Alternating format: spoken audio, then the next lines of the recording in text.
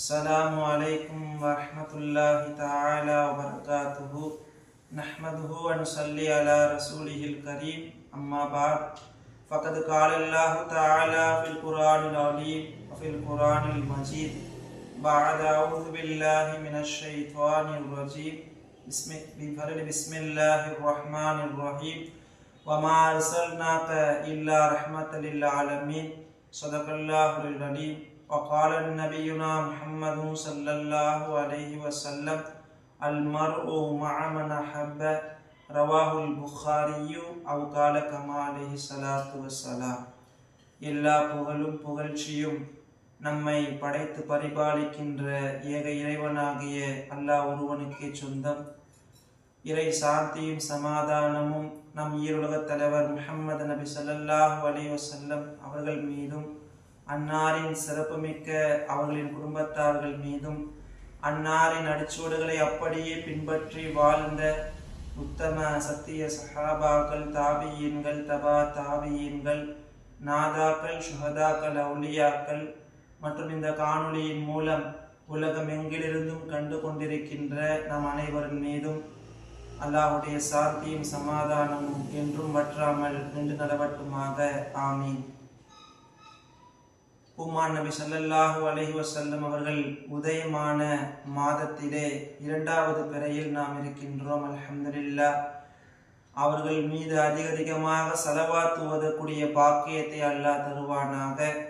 மேலும் எல்லா விதமான நலவுகளையும் அடைந்து கொள்ளக்கூடிய மக்களாக அல்லாஹ் நம்மை ஆக்குவானாக. மேலும் அவர்களுடைய உன்னதமான அந்த ஷஃபாத்தும் அவர்களுடைய துவாவும் நமக்கு அல்லாஹ் நசீபாக்குவானாக என்ற அழகிய துவாக்களோடு என்னுடைய இந்த சிற்றுரையை ஆரம்பம் செய்கின்றேன். இன்றைய தலைப்பாக நாம் பார்ப்பது நபி ஸல்லல்லாஹு அலைஹி வஸல்லம் அவர்கள் வருகை தருவதற்கு முன்பும் பின்பும் என்ற தலைப்பின் கீழ் பார்க்க இருக்கிறோம். நபி அவர்கள் வருவதற்கு முன்னால் இந்த வையகம் எப்படி இருந்தது, இந்த சமூகத்தில் உள்ள மக்கள் எப்படி இருந்தார்கள், அவர்கள் வருகை தந்ததற்கு பின்னால் இந்த சமூகத்தில் எப்படி இருக்கின்றார்கள், அந்த சமூகம் எப்படி மாறியது என்பதை பற்றின ஒரு சுருக்கமான உரையாக நாம் பார்க்க இருக்கிறோம்.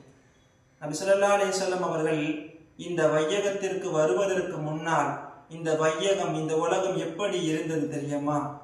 கல், மரங்கள், சிலைகள், தண்ணீர், மனிதர்கள் என்று பாகுபாடுகள் இல்லாமல் எல்லோரையும் சிலை வணக்கத்திலே எல்லோரையும் வணங்கக்கூடியவர்களாக, கடவுள் என கருதக்கூடியவர்களாக இருந்தார்கள். சிலை வணக்கத்திலே ஊறி போகி இருந்தார்கள். அதே போன்று அவர்களை பூஜை செய்து கொண்டிருந்தார்கள். அதே போல பெண் பிள்ளைகள் பிறந்து விட்டாலே அவர்களை குழியில் போட்டு அப்படியே புதைத்து விடுவார்கள். உறவினர்களுக்கு இடத்திலே ஒரு சின்ன சின்ன காரணத்திற்காக வேண்டி, அற்ப காரணங்களுக்காக வேண்டி அவர்களிடத்திலே வாழையடி வாழையாக உறவை முறித்து வாழ்ந்தார்கள். அவர் வஃபாத் ஆகும் போது அவருடைய பிள்ளை இடத்துல சொல்லுவாரா, நான் இது மாதிரி என்னுடைய அண்ணன் என்னை இதை மாதிரி செஞ்சுட்டாரு, இதை மாதிரி அவருடைய ஆடு மாடெல்லாம் என்னுடைய கிளைகளை என்னுடைய தோட்டத்தில் மேய்ஞ்சிருச்சு, அதனால நான் அவர் இடத்துல பேசுறது இல்லை, நீயும் அது மாதிரி பேசக்கூடாது என்று வாழையடி வாழையாக வன்மத்தை வளர்த்து கொண்டிருந்த ஒரு காலம் அது. சாராயம், மது, விபச்சாரம் போன்ற பெரும் பெரும் பாவங்கள் பெருக்கெடுத்து ஓடிய ஒரு மோசமான காலம் அது. மூட நம்பிக்கைகள், பிறர் சொத்தை அபகரித்தல் என்று எந்தெந்த பாவ செயல்களாக இருக்கிறதோ எல்லாவற்றுமே அரங்கேறியிருந்த ஒரு மோசமான ஒரு காலம். அதனால தான் அந்த காலத்துக்கு ஐயாமுல் ஜாஹிலியா, அறியாமை காலம் என்றே சொல்லுவோம். சுருக்கமா சொல்லணும்னா ஷிர்கில் தொடங்கி சிறிய பெரிய பாவம் என்று பாகுபாடு இல்லாமல் எல்லா பாவங்களும் பெருக்கெடுத்து ஓடிய ஒரு மோசமான ஒரு காலமாக அந்த காலம் இருந்தது. பூமான் நபி ஸல்லல்லாஹு அலைஹி வஸல்லம் அவர்கள் எப்போது இந்த வையகத்திற்கு வருகை தந்தார்களோ அதை எல்லாவற்றையும் மாற்றி அமைத்தார்கள். இந்த சமூகத்தையே ஒரு அழகாக, ஒரு மிளிரக்கூடியதாக இந்த வையகத்தையே மாற்றி அமைத்தார்கள். ஷிர்கை ஒட்டுமொத்தமாக ஒழித்தார்கள். கல், மண் என்று வணங்காதீர்கள், இறைவன் ஒருத்தவனே, அவன் இறைவன் அல்லாஹ் மட்டுமே என்று மக்களிடத்திலே பகிரங்கமாக சொன்னார்கள். அந்த சிலை வணக்கத்தை ஒழித்தார்கள். அதே போல பெண் பிள்ளைகள் அவர்கள் புதைக்கப்படக்கூடியவர்கள் அல்ல, அவர்கள் பாக்கியமானவர்கள், அல் பின்து பரக்கத்துன், உங்கள் வீட்டின் பரக்கத்துகள் சந்தோஷம் என்று பெண் பிள்ளைகளை அறிமுகப்படுத்தினார்கள். உறவுகளை சேர்த்து வைத்தார்கள். மது, சாராயம் இதை போன்ற எல்லாவற்றையும் விட்டு ஒழித்தார்கள். சாராயம் இல்லாத சமூகத்தை உருவாக்கினார்கள். ஊழல் இல்லாத சமுதாயத்தை ஏற்படுத்தினார்கள், கட்டமைத்தார்கள். எவையெல்லாம் பாவகரமாக இருந்ததோ அதை பாவம் என்று அவர்களுக்கு உணர்த்தினார்கள். அவர்கள் பாவம் என்று தெரிந்தும் செய்தார்கள், தெரியாமல் சில விஷயங்களை செஞ்சாங்க. இவைகளெல்லாம் பாவம், இவைகளெல்லாம் நன்மை என்று அவர்களுக்கு பகுத்தறிவை, அதாவது எது சரி எது தவறு என்று புரியும் ஒரு ஆற்றலை அவர்களுக்கு வழங்கினார்கள். சுருக்கமா சொல்லணும்னா, ஒரு மிகவும் மோசமாக இருந்த ஒரு சமுதாயத்தை, அசுத்தமாக இருந்த ஒரு சமுதாயத்தை கஸ்தூரியை போன்று மறக்க வைத்தார்கள். இந்த வையகத்தை வைரமாக ஜொலிக்க வைத்தார்கள். அவர்களிடத்திலே இருக்கக்கூடிய எல்லா தவறுகளையும் நீக்கி ஒரு அழகான சமுதாயமாக உருவாக்கினார்கள். அல்லாஹு அக்பர். இந்த உலகத்திலே எந்த தலைவர்களும் இத மாதிரியான ஒரு சீர்திருத்தத்தை, இத மாதிரியான ஒரு சமூக நல்லிணக்கத்தை எந்த ஒரு தலைவரும் செய்தது கிடையாது, இனி செய்ய போவதும் கிடையாது.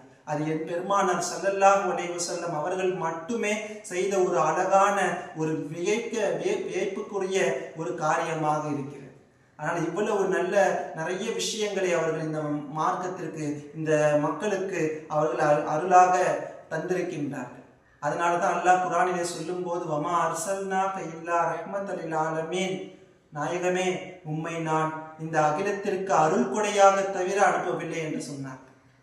அகிலத்தின் அருள் கொடை பெருமானார் ஸல்லல்லாஹு அலைஹி வஸல்லம் அவர்களின் மூலமாகத்தான் இன்று எத்தனையோ மக்கள் முஸ்லிம்களாக இருக்கின்றார்கள், நல்லோர்களாக இருக்கின்றார்கள். பாவ செயல்களில் ஈடுபடக்கூடாது என்று அவர்களுடைய உபதேசங்களை ஒவ்வொன்றையும் படித்து இவ்வாறு நபி சொல்லியிருக்கிறார்களே, நாம் செய்யக்கூடாது, நம் நபி அவர்களை நாம் பின்பற்ற வேண்டும் என்று இன்று அளவிலும் எல்லா மக்களும் மனதிலே உயர்வாக வைத்திருக்கிறார்கள்.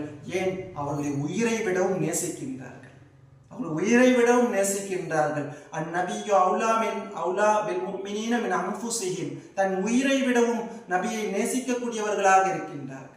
அதனால நபி அவர்களை நம்ம நேசிக்கணும். இவ்வளவு நமக்காக செய்திருக்கிறார்கள். ஒரு மிகப்பெரிய ஒரு மாற்றத்தை, ஒரு எழுச்சியை அவர்கள் ஏற்படுத்தியிருக்கிறார்கள். அந்த நபியின் மீது நாம் நேசம் வைக்க வேண்டும், அவர்களை பின்பற்றி வாழ வேண்டும். ஆனால் இன்றைய சமூகத்தில் ஒரு வருத்தமான செய்தி என்ன தெரியுமா? நபி அவர்களுடைய வழிமுறைகள் இன்று கொஞ்சம் கொஞ்சமாக விளக்கப்படுகிறது, கொஞ்சம் கொஞ்சமாக அவைகள் பின்பற்றாமல் விடப்படுகின்றது. நடிகர்களின் பின்னாலும், வேறு ஏதோ ஒரு தலைவர்களின் பின்னாலும், அது இன்னும் மோசமானவர்களின் பின்னாலும் செல்லக்கூடிய வாலிபர்கள், இளைஞர்கள் இன்றைய சமூகத்தில் இருக்கின்றார்கள். ஆனால் நாம் பின்பற்றுவதற்கு தகுதியானவர்கள் பெருமானார் நபி ஸல்லல்லாஹு அலைஹி வஸல்லம் அவர்கள் மட்டும்தான். அவர்களை நாம் பின்பற்ற வேண்டும். அவர்களை பின்பற்றி வாழ்ந்தால் அல்லாஹ்வுடைய நேசம் நமக்கு கிடைக்கும், அல்லாஹ்வுடைய மஹப்பத் நமக்கு கிடைக்கும். அவர்களை நாம் நேசித்து வாழ்ந்தோம் என்றால் அவர்களோடு நாம் சுவனத்திலே இருக்கலாம். அதனால தான் ஸல்லல்லாஹு அலைஹி வஸல்லம் அவங்க சொல்லுவாங்க, ஸஹீஹுல் புகாரியில இந்த ஹதீஸ் பதிவு செய்யப்படுது, அல் மர்உ மஅ மன் அஹப்ப, ஒரு மனிதன் அவர் யாரை நேசிக்கின்றாரோ அவரோடு சுவனத்தில் இருப்பார். அவரோடு அவர் இருப்பார். அவர் நல்லவராக இருந்தால் அவரோடு சுவனத்தில் இருப்பார்.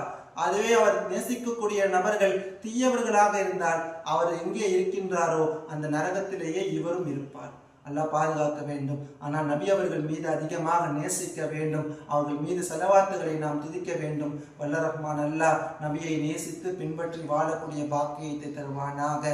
மேலும் எதை சொன்னோமோ, எதை கேட்டோமோ அதன்படி அமல் செய்யக்கூடிய பாக்கியத்தை தருவானாக. மேலும் எல்லா விதமான கஷ்டங்களையும் நீக்கி ஒரு சுபிட்சமான வாழ்க்கை எனக்கும் உங்களுக்கும், நம்மை பெற்றெடுத்த பெற்றோர்கள், நம்மை வளர்த்தெடுத்த உஸ்தாத்மார்கள் யாவருக்கும் அல்லாஹ் தந்தருள்வானாக. ஆமீன். வாஹிர் தாவான் அல்ஹம்துலில்லாஹி ரப்பில் ஆலமீன். அஸ்ஸலாமு அலைக்கும் வரஹ்மத்துல்லாஹி தஆலா வபரகாத்துஹு.